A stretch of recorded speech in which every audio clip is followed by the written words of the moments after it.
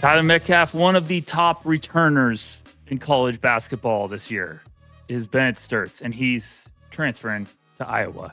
30 and 30, we're breaking down a prospect every single day on No Ceilings YouTube channel. Yes, presented by No Ceilings. So me and Metcalf have been hammering these through, and Metcalf today, as I hinted, it's the Bennett Stirtz show. I was going to say the Bennett Stirtz hour, but no, it's not an hour, folks. That's why we're doing these quick. So Bennett Stirtz has been a darling of the sleeper world, if you want to put it that way. He was at Drake last couple of years, or excuse me, he was at Drake last year, and now he's transferring up because everyone's like, hey, let's see if the hype is real. Let's see if it's legit. Going to Iowa, listed at 6'4", 190. He's a senior. He's an upperclassman, a little bit older, but this one feels very, very exciting because when you watch the tape of Stirtz last year at Drake, my goodness, there's some special stuff. And tournament time last year, we really saw some of those flashes on display. So Metcalf, let's get on the same path here. Let me just calm down for a second. What do you like about Bennett Stirtz? Why should fans be buying into being legit for the 26, NBA draft cycle? He's just like a cold-blooded killer out there where he just never shows any emotion, and he doesn't get too high, he doesn't get too low, and that is reflected in his play where he just doesn't really make mistakes. 39.6% from three, assist rate of 34, turnover rate of just 13.1, along with a steal rate of 3.3, true shooting percentage of 60.4. He's just efficient in everything he does. The question is just, can he do it at a Big Ten level, or is this a mid-major darling where it's like, transfers up and everything comes back a good amount? Because doing it in Missouri Valley Conference is one thing, doing it in the Big Ten, whole different ball game. Especially, he is going to be older, turned 22 at the start of October, so there are going to be questions about all that stuff. And to really cement himself as a top 20 guy, he's going to have to almost replicate what he showed. But I think he's skilled enough. I think he's smart enough to do it. So really, really fun player, but does it really scale up in the way that we hope it can for a whole season? That's the $1 million question. And you're spot on. He's got to be fantastic this year to really make serious, legit, lottery noise. And it's not because he's not deserving of that. It's just we've been doing this at No Ceilings too long. The age is a big, big deal with NBA teams. Mm-hmm. And if you want them to buy in on swinging it on you in the lottery, you need to show that you really can be this good and efficient against tough competition, and that there might not be a big learning curve for you, which is a tough sell for a guard too that's older.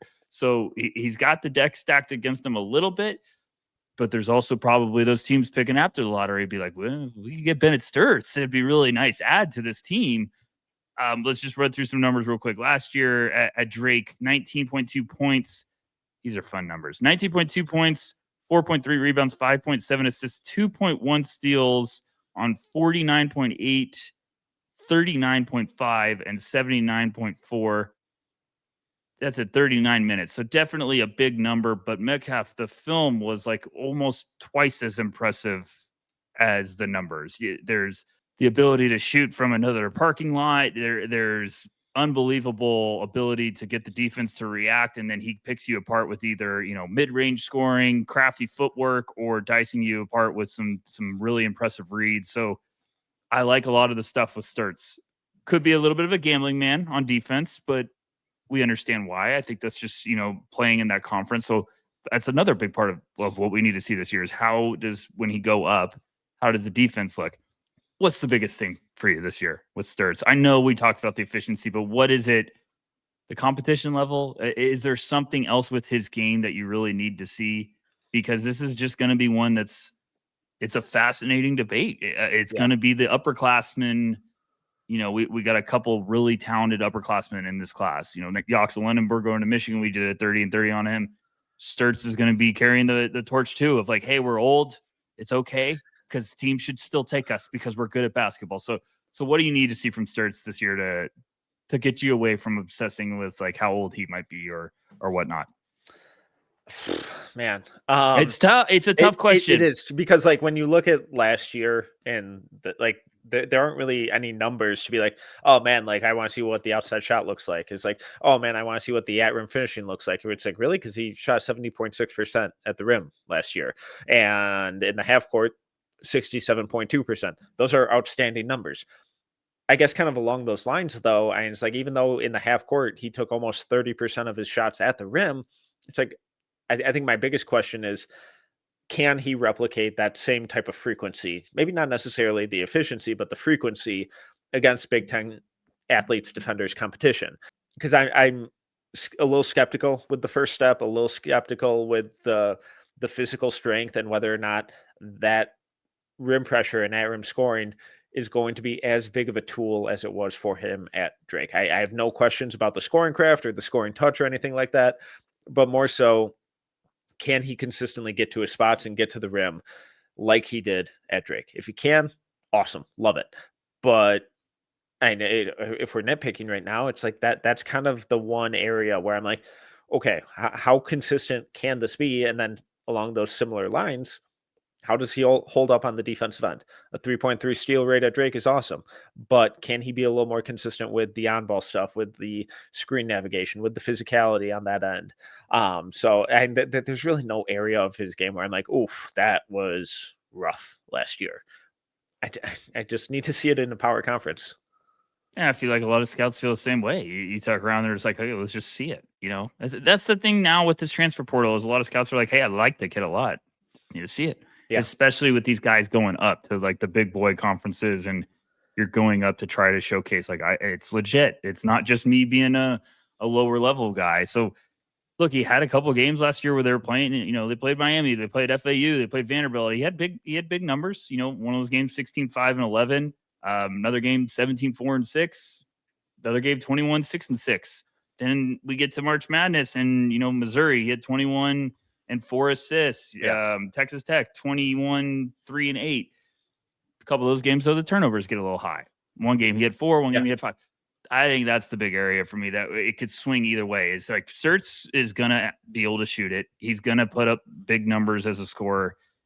You want to see him be efficient. You really want to see if he can take care of the ball because now we say this and you spotlight it all the time. And I love when you do this. You're number one on the report now. Mm-hmm. Last year, Drake, you might have got there, but now the big boy teams, in Iowa's conference are going to be circling. Bennett Stirtz is who we need to take out of this game. Like, we need to stop him. We need to slow him down. So he's going to get the kitchen sink thrown at him every single night. And can you take care of the ball? Can you adjust?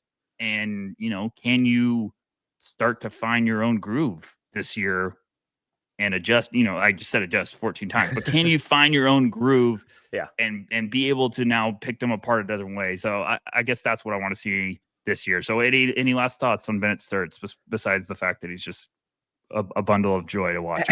He's so much fun. If it really does translate, like we hope it does, to a Big Ten level, he's going to be one of the most fun players and one of the best, most impactful players in the country, and more than worthy of a first-round pick. At a high end, it's like I feel like some people, especially at No Ceilings, are starting to get out a little ahead of themselves with what he could be. I hope that he gets there. And at a high end, I see a Tyrese Halliburton type of player. I know those are really lofty expectations, but again, I'm saying like 99th percentile outcome.